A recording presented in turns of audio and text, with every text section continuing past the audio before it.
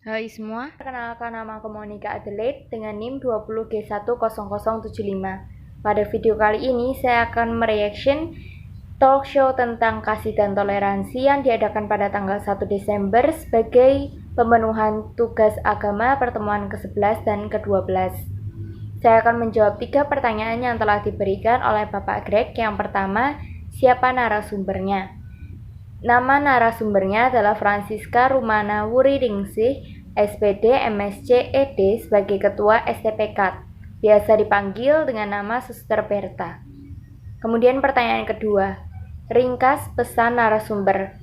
Menurut pengamatan dari talk show yang telah saya ikuti, ada 3 poin yang terdapat dalam materi tersebut. Yang pertama, menghidupi kasih di antara kita yang berbeda. Kemudian yang kedua, pendapat cinta kasih dari berbagai agama. Dan yang terakhir adalah keterkaitan hubungan antara sila-sila dalam Pancasila. Saya akan membahas poin pertama, yaitu menghidupi kasih di antara kita yang berbeda. Nilai-nilai kemanusiaan yang berakulturasi budaya dengan menerima bangsa lain dan nilai-nilai religiusitas yang lain untuk kesatuan negara dan rakyatnya melalui Bhinneka Tunggal Ika, kita dapat menemuinya dalam Pancasila.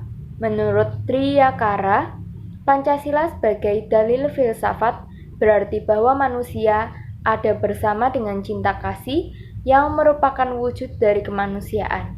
Hidup manusia itu berdasarkan dengan kasih, di mana persatuan jiwa dengan Allah melalui keseimbangan dalam doa dan karya.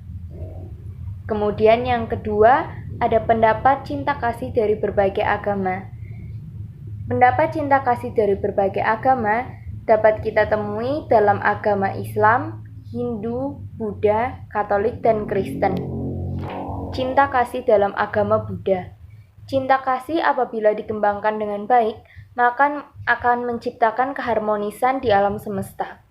Dalam agama Buddha, dengan melaksanakan cinta kasih, maka akan tercipta keharmonisan.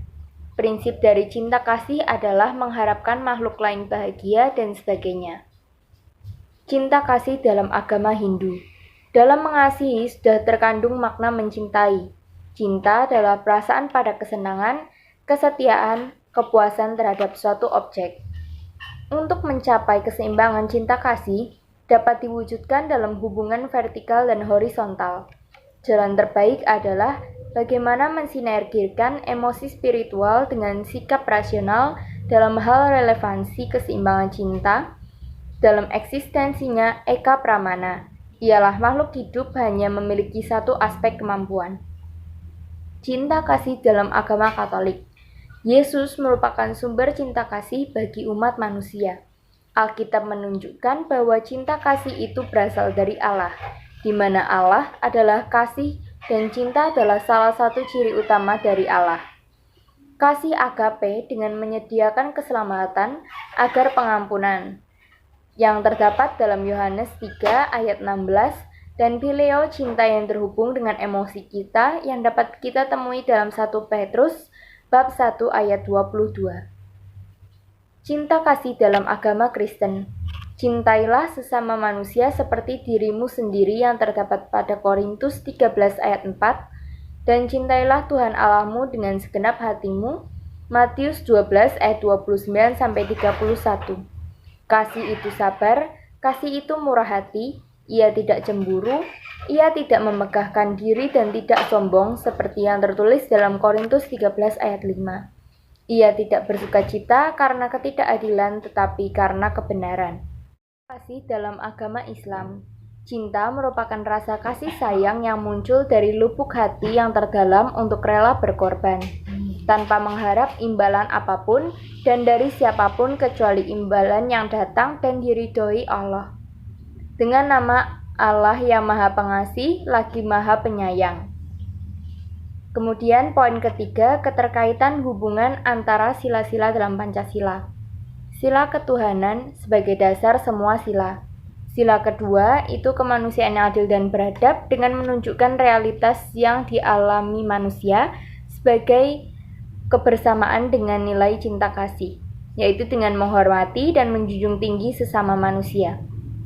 Sila ketiga yaitu Persatuan Indonesia yang berbicara kebangsaan menjadi spesifikasi dari peri kemanusiaan yang artinya melalui proses membangsa, kesatuan dalam hidup bernegara yang saling membantu dan memperkembangkan unsur-unsur yang beragam menjadi nampak.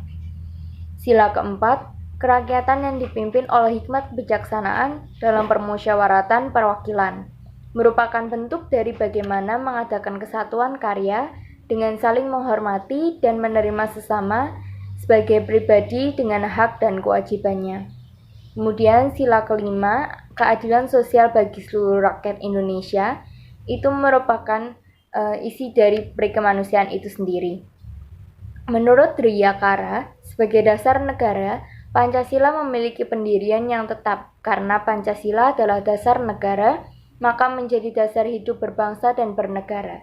Dengan 3 metode refleksi Pancasila, menurut Driyakara, berpikir tentang Pancasila melalui pengalaman sehari-hari, membatinkan Pancasila, dan menjalankan Pancasila secara dialektis. Pertanyaan yang terakhir, beri contoh kasih dan toleransi antara agamamu dengan agama yang lain. Misalnya ketika merayakan misa Natal, umat agama lain ikut menjaga keamanan lingkungan gereja. Atau mungkin sebaliknya, pada saat perayaan agama Islam, umat Nasrani ambil bagian dalam menjaga keamanan lingkungan serta menyediakan lahan parkir di area parkir gereja. Sekian video dari saya, terima kasih.